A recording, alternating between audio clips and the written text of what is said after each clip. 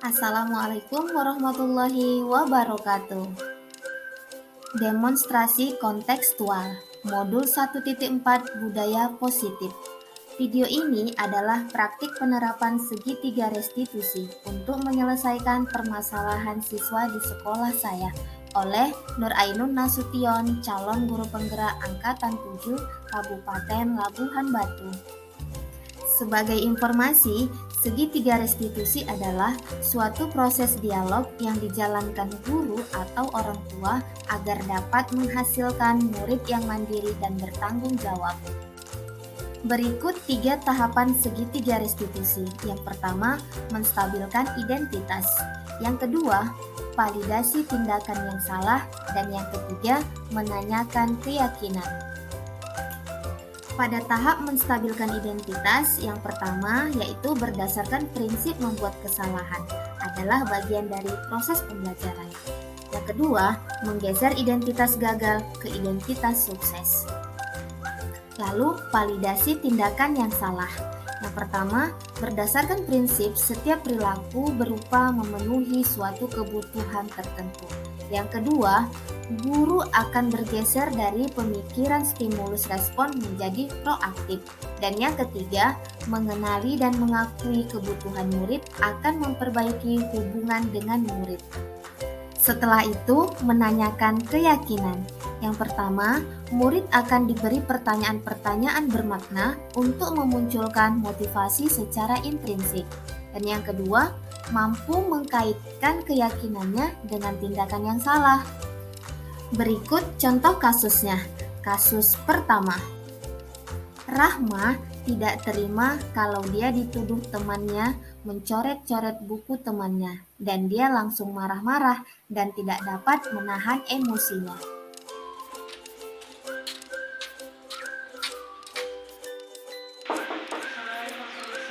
Waalaikumsalam. Masuk Ama. Silakan duduk.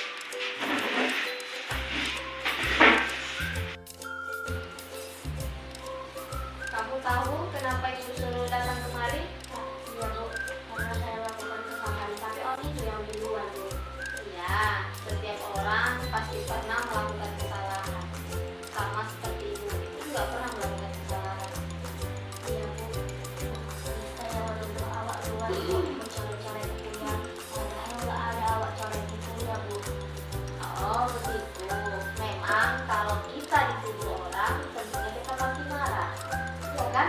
Nah ibu juga seperti itu. Kalau ibu dituduh orang, ibu pasti marah juga kan? Hal itu nggak kita lakukan kan? Kemudian saat kamu dituduh mencoret-coret buku temanmu, apa yang kamu lakukan, Emang? Kamu marah juga Bu. Enak aja Bu.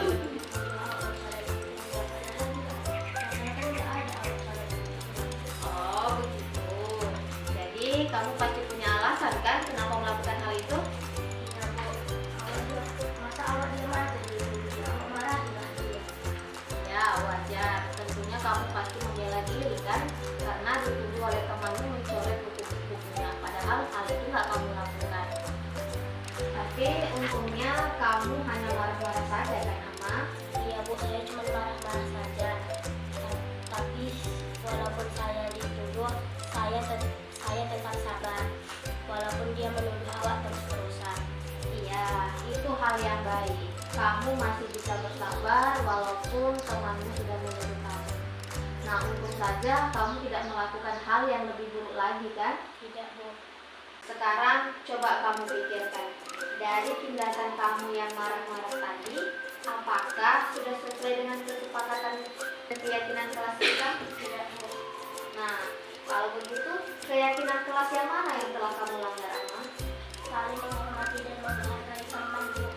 Oke, kalau begitu, kamu meyakini tidak kalau saling menghargai dan menghormati sesama teman itu baik untuk kamu? Iya Bu, karena dengan menghormati dan menghargai otomatis kita akan saling menyayangi Bu. Dan seharusnya saya tidak langsung marah-marah. Seharusnya saya menjelaskan dengan penuh kesabaran agar tidak terjadi hal yang demikian. Ya, Ibu setuju dengan keyakinan yang kamu miliki, Ama. Nah, kira-kira kamu bersedia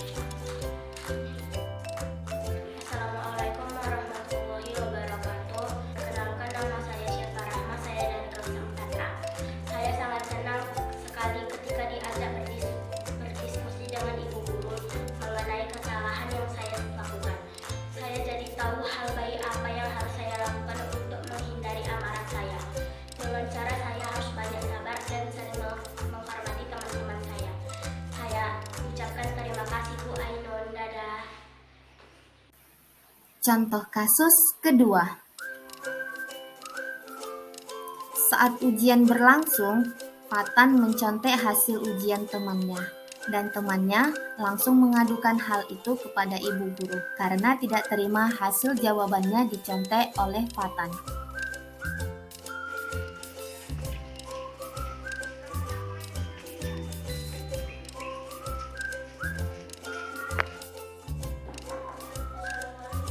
Waalaikumsalam. Silakan masuk. Silakan dari Papa.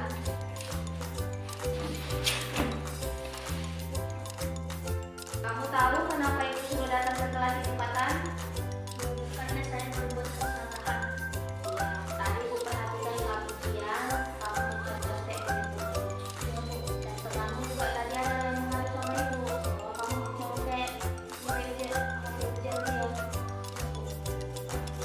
Memang seseorang pernah berbuat kesalahan.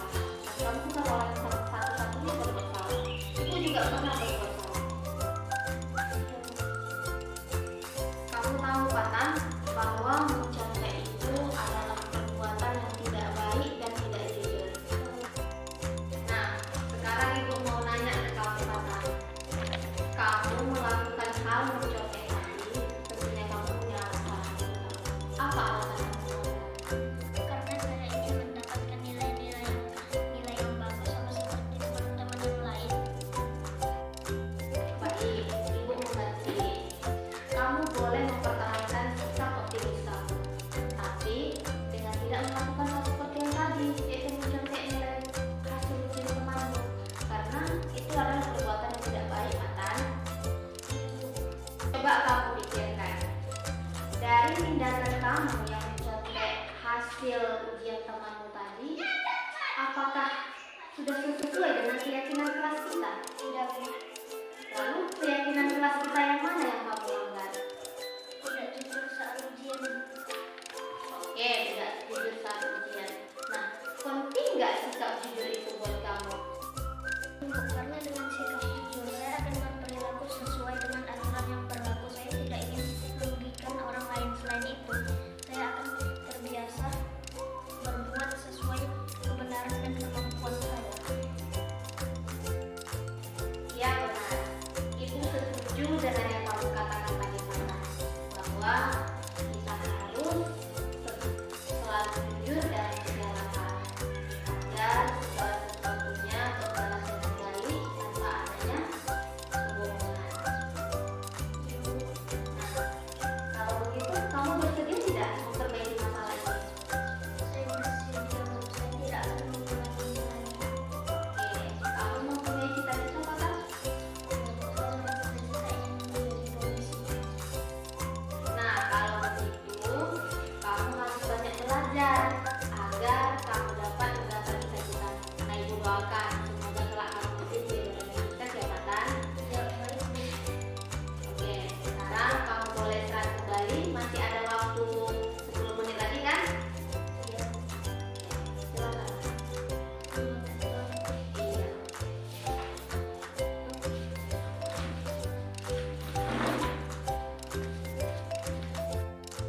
Assalamualaikum warahmatullahi wabarakatuh. Perkenalkan, nama saya Muhammad Fatan Musuna. Saya dari kelas 4A. Saya sangat senang sekali ketika diberi nasihat oleh Ibu Ainun terhadap perbuatan yang telah saya perbuat. Ibu Ainun membimbing saya untuk menemukan hal-hal yang baik dalam kehidupan sehari-hari yang harus saya terapkan